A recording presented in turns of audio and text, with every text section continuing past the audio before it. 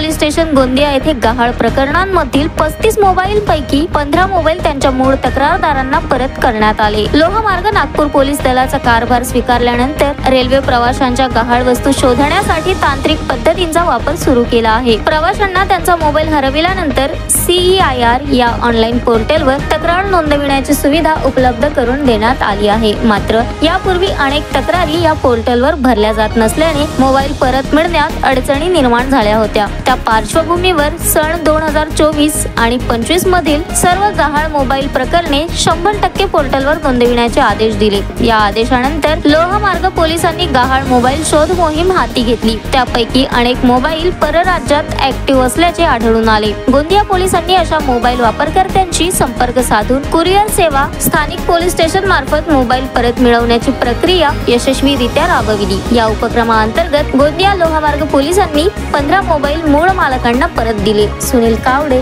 The sting operation news, Gondia.